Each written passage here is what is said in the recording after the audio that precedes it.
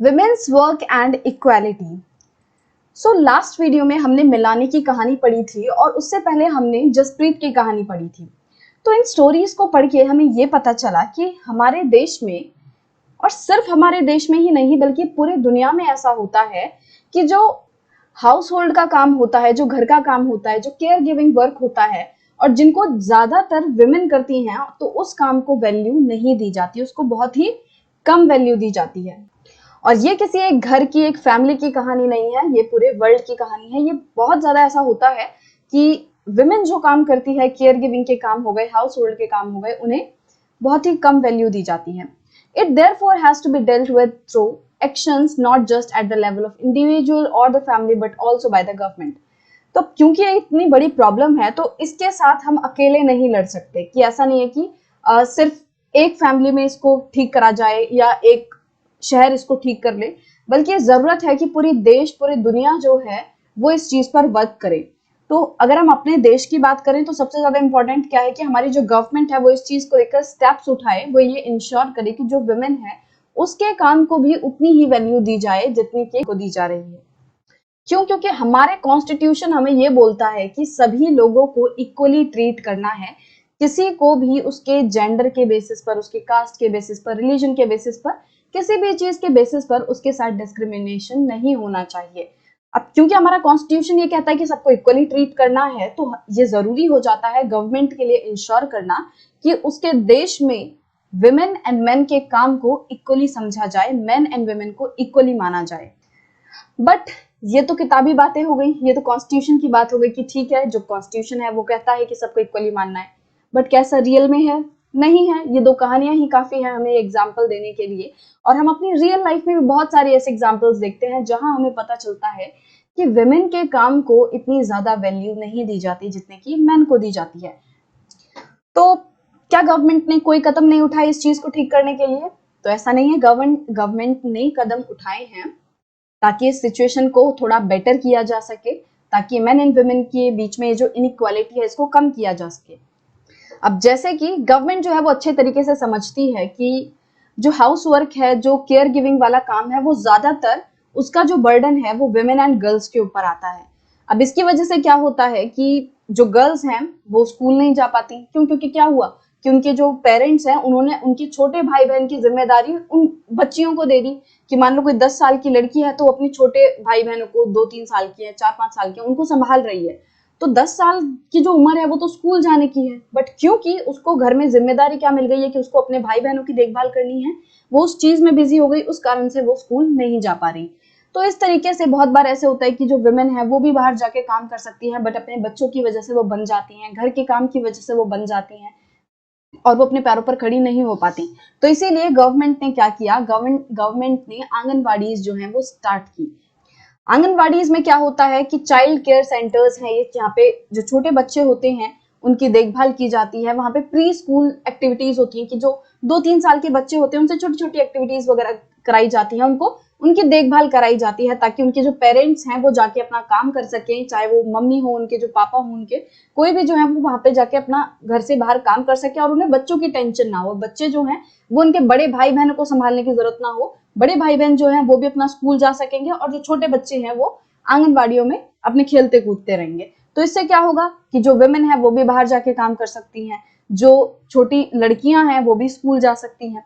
और आंगनबाड़ी में इसके अलावा और भी बहुत सारे काम होते हैं। वहाँ पे न्यूट्रिशनल एजुकेशन दी जाती है, वहाँ पे लोगों को बताया जाता है आपको क्या खाना चाहिए, क्या पीना चाहिए। वहाँ बच्चों को खाना दिया जाता है, छोटे छोटे बच्चे जो होते हैं उन्हें खाना प्रोवाइड कराया जाता है। जो प्रेग्नेंट वुमेन होती हैं उनकी देखभाल करी जाती है, उनके न्यूट्रिशन का ध्यान रखा जाता है, बहुत सारी खाने की चीजें दी जाती हैं। तो इस तरीके से आंगनबाड़ी जो है वो एक बहुत ही इंपॉर्टेंट रोल प्ले करती है। अगर आप विलेजेस में भी रहते हो तो आपने नोटिस किया होगा, वहाँ पे आंगनबाड़ी बटती है, वहाँ पे सारे बच्चे जो हैं वो जाते हैं, बहुत सारी वहाँ पे एक्टिविटीज होती हैं, तो आपने ये चीज भी कभी एक्सपीरियंस की होगी। तो एक एग्जांपल हो गया आंगनवाड़ी का। इसके अलावा जैसे गवर्नमेंट ने ये मैंडेटरी कर दिया है कि उन ऑर्गेनाइजेशंस में, उन कंपनीज में जिनमें 30 से ज्यादा विमेन एम्प्लॉइज हैं, मतलब कि जहां पे, जिन ऑर्गेनाइजेशंस में अगर 30 से ज्यादा महिलाएं काम कर रही हैं, तो वहां पे क्रैच फैसिलिटीज प्रोवाइड कराना अनिवार्य है, मैंडेटरी है। तो क्रैच फैसिलिटीज क्या होती हैं? क्रैच फैसिलिटीज वो फैसिलिटीज होती हैं जहां पे छोटे छोटे बच्चों की देखभाल करी जाती है कि जैसे कोई विमेन है, उसका छोटा सा बच्चा है, 1-2 साल का बच्चा है, अब उसकी तो देखभाल करनी बहुत ज्यादा जरूरी है, वो अकेला तो घर पे नहीं रुक सकता। अब अगर विमेन जो है वो अपने बच्चे की देखभाल करेगी तो वो ऑफिस नहीं जा पाएगी। तो इस प्रॉब्लम के सॉल्यूशन के लिए क्या होता है कि क्रैश फैसिलिटीज होती हैं, ऑफिस में ही होती है कि वहाँ पे एक रूम वगैरह होता है जहाँ पे सभी जो भी बच्चे हैं छोटे छोटे उनको रख दिया जाता है, वो वहाँ पे खेलते रहते हैं, उनकी देखभाल के लिए एक पर्सन होता है, और जो विमेन है वो अपना काम जो है आराम से कर सकती हैं बिना डिस्टर्बेंस के, तो उन्हें बच्चों की भी टेंशन लेने की जरूरत नहीं होती। तो क्रैच फैसिलिटी की वजह से बहुत सारी जो विमेन है उन्हें हेल्प हुई है कि वो अपनी जॉब को वापस कर पाएं, वो अपने एम्प्लॉयमेंट को वापस से ज्वाइन कर पाएं और अपने घर से बाहर जाके काम कर सकें। और गवर्नमेंट के इन स्टेप्स के कारण बहुत सारी जो लड़कियां हैं, बहुत सारी जो गर्ल्स हैं, उन्हें भी अपने स्कूल एजुकेशन को परस्यू करने में मदद हुई है कि अब उन्हें अपने घर पे रुक के अपने छोटे भाई बहनों की देखभाल नहीं करनी होती, अब वो जाके स्कूल जो है वो अटेंड कर सकती हैं।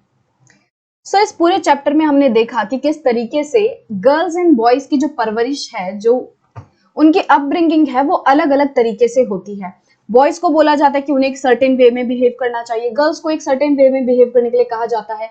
उनको बचपन से ही अलग अलग रोल्स दिए जाते हैं, और बहुत सारी ऐसी सोसाइटीज हैं जिनमें कि हमें ये देखने मिलता है कि ये जो डिफरेंस है वो बहुत ज्यादा है। गर्ल्स को एकदम ही फ्रीडम नहीं मिलता है और बॉयज जो है वो कुछ भी कर सकते हैं, और ज्यादातर हमें ये देखने मिलता है कि मैक्सिमम सोसाइटीज में ये डिफरेंस है, गर्ल्स एंड बॉयज में ये डिफरेंस है। हो सकता है किसी सोसाइटी में ये डिफरेंस थोड़ा कम हो और किसी में थोड़ा ज्यादा हो, राइट। और जिस तरीके के रोल बच्चों को बचपन में करने के लिए दिए जाते हैं कि जैसे लड़कियों को उनके छोटे भाई बहनों को देखभाल करने के लिए दिया जा रहा है, वहीं लड़कों को उन्हें बाहर के काम करने के लिए दिया जा रहा है, उन्हें पढ़ने भेजा जा रहा है, तो इस तरीके से जो रोल उन्हें बचपन में दिए जाते हैं वो उनके बड़े होने का एक तरीके से बताते हैं कि जब वो बड़े हो जाएंगे तब उन्हें किस तरीके के काम करने होंगे, उनको उनके फ्यूचर के लिए रेडी करते हैं। और जब वो छोटे बच्चे बड़े हो जाते हैं तो उन्हें लगता है कि जिस तरीके के काम हमें बचपन में दिए जाते थे वैसे ही काम हमें बड़े होके भी करने हैं, वही काम करना हमारा अधिकार है।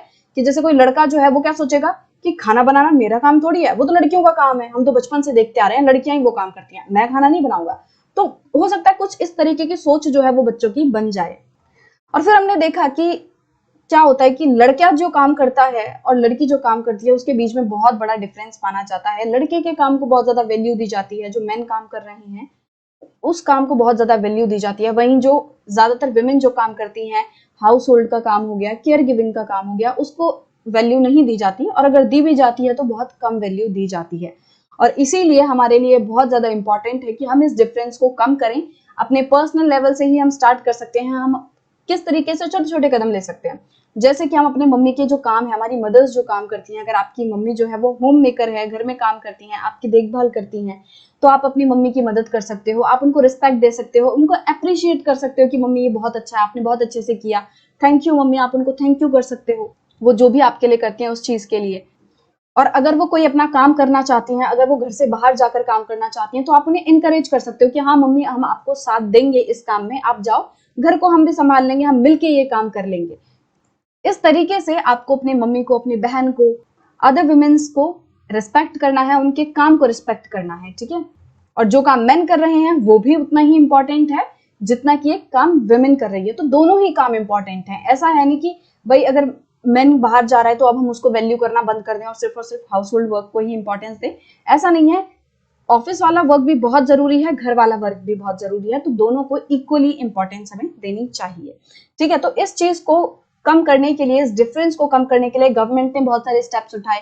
उसमें से हमने 2 स्टेप्स की जो है एग्जांपल लिए, जैसे कि आंगनवाड़ी का, जिसमें कि जो छोटे बच्चे हैं उनकी देखभाल की जाती है गांव में, ताकि जो विमेन है वो अपना काम करने जा सके, जो छोटी बच्चियां हैं वो अपने स्कूल जा सकें।